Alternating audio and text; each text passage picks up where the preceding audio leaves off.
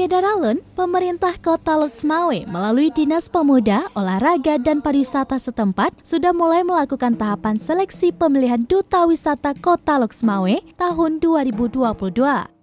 Dimulai dengan tahap pendaftaran pada tanggal 1 hingga 29 Juli 2022, saat itu ada 60 calon peserta yang mendaftar, mayoritasnya adalah wanita.